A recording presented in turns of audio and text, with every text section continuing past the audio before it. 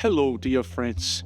We pause these days to remember the most important event in all of history, the death and resurrection of Jesus Christ. At the very heart of the Christian faith is this beautiful truth: Christ died for us. Not just for the world in some abstract way, but to make things right between God and His creation.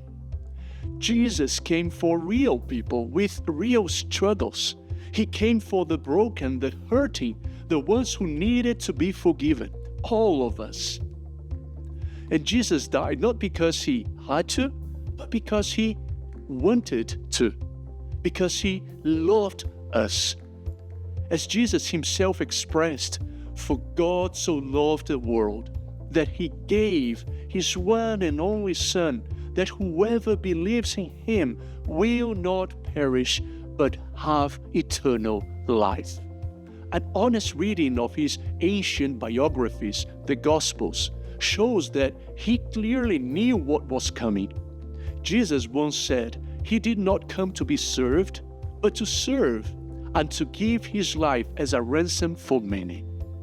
Jesus was more than a martyr who died for the cause He lived for. His life was indeed taken. At the same time, He had chosen to give it. He was tortured on the cross.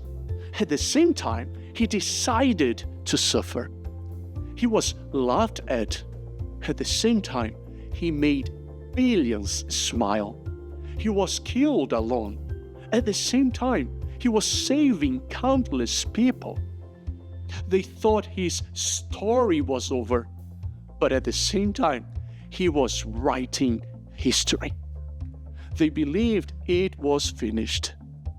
But Jesus rose again after a few days.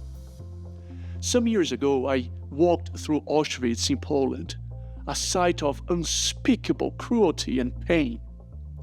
It was in that very place that the following event happened. In 1941, during World War II, a prisoner escaped the camp. As a punishment, 10 others were randomly selected to be starved to death. One of them, a man named Gachonicek, cried out, "My wife, my children!" He knew his pleading was in vain. But then, something unexpected happened. A priest named Maximilian Kolbe stepped forward and said, "I'm willing to die in his place." The Nazis agreed. Kolbe died. Gachonicek lived.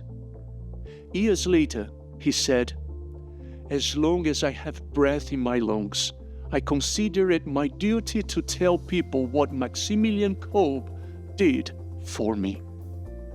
Friends, how much more should we live to tell what Jesus has done for us? Because Jesus didn't just die. Jesus rose from the dead. This is not a metaphor, it is a historic fact. He was buried, truly dead, but on the third day, the tomb was empty. Jesus appeared to over 500 people. His disciples, once filled with fear, became bold, unshakable witnesses. The early church exploded across the world, and lives are still being transformed today, including yours and mine. As Paul wrote in 1 Corinthians 15:17, "If Christ has not been raised, then your faith is useless and you are still guilty of your sins. But Christ has been raised." The cross was not defeat. The resurrection is not a myth.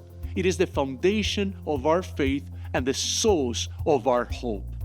Isaiah 59:1 reminds us, "Behold, the Lord's hand is not shortened that it cannot save, nor His ear dull that it cannot hear." Jesus is still reaching, still saving, still calling, and one day He will return. So this Easter, let's worship Him. Let's celebrate with joy.